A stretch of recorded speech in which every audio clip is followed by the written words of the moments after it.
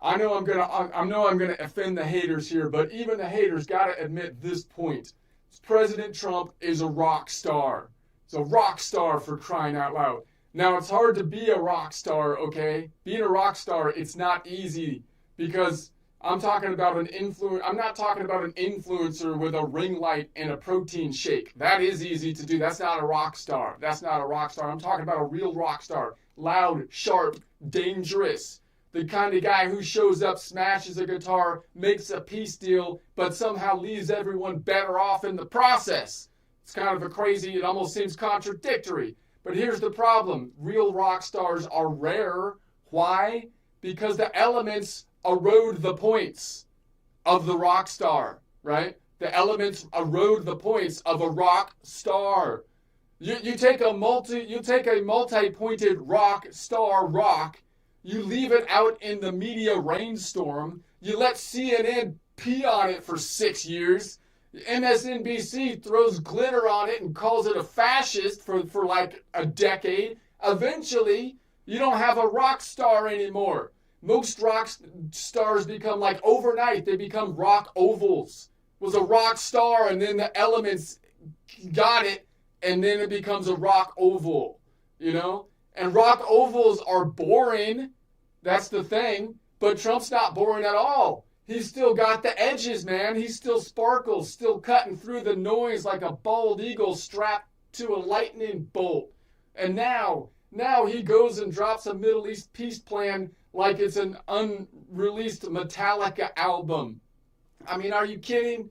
Trump walks into the Middle East and says, let's make a deal. Let's make a deal. And it actually works. That's the unusual thing. You know, it's kind of, at least apparently, at least so far, it looks pretty solid. So, I mean, more solid than anything in the recent history. So meanwhile, the media is over here having a nervous breakdown in real time. You'd think they'd be happy. I thought they'd be happy. Well, I don't know what's going on over here. It seems so weird. But he made mean tweets in 2018. We can't give him any credit. Did you see the tweet he made back in 2018? This can't be peace. They're like, this can't be peace. That's not good for our PR storm. How are we gonna shift the narrative? It's the peace deal has to come from a blue check mark or it doesn't count. It has to come from a blue check mark. Where's the nuance? Where's the gender studies subcommittee? How could you have peace without a gender studies subcommittee leading the charge? And they can't handle it. It's like we just got peace in the Middle East from the guy you literally called Hitler. You literally been calling him Hitler for like, I don't know, 6 years? It's been like 6 years now. Let that sink in. I mean, Hitler didn't do peace deals. In case you want to, research this, go back and look at it. He didn't do the peace deals. He didn't exactly have a chapter called "How I Freed Hostages and Made Hamas Blink." That's not what his thing was. And now, even the haters got to stand there, and they're like awkward. This is like that awkward dude at a concert who hates the band but still knows every word to Freebird. You can see he's trying to hold it in. He's trying to be like, I hate this guy, but then he can't help it. He's singing the song. He's gonna break out dancing any second now. They can't take it. They're trying to hold it in. They're getting constipated. You can tell. They're like, oh, okay, yeah, maybe he did something, but he still looked orange doing it. And that's the thing about orange people. Orange people, they'd rather look orange and get the job done. I don't know if it's just orange people. General people, if they get the job done, then I'm happy. I don't care if you look orange, right? You can look orange by doing it. That's fine. And it's like, yeah, well, your guy can't find the exit off a sandbag and thought Gaza was some type of pudding. That's what we just stepped at. That's what we have left behind at this point in time.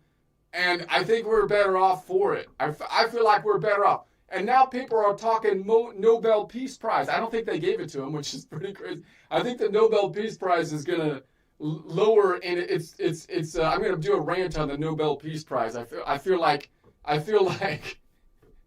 their goodwill has gone bye-bye.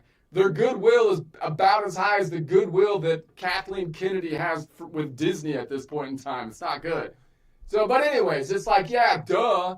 Give it to him. Give him the Nobel Peace Prize for crying out. Who else are you going to give it to? Engrave it on the guitar case for crying out loud. Because let's be honest, Obama got one for just showing up on time. Okay? I'm sorry. He got a Peace Prize for doing like nothing. I mean, he's not like there's no like list of the things, and basically the things were like he showed up and he bowed really low, and we liked that when he took the tour around the. I mean, it actually, you don't really have a contractor that kind of would.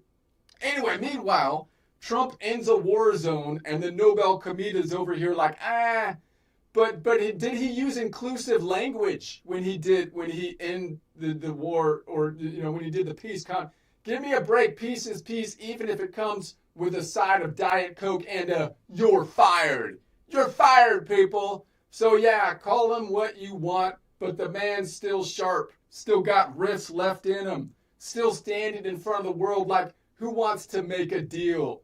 That's not a politician. That's not a pundit. That's not a pundit's cousin who married a think tank. That's a rock star. That's a rock star. And he may have just dropped the Middle East equivalent of Stairway to Heaven. So thank you, good night, and God bless America, where the peace deals come with an extra edge.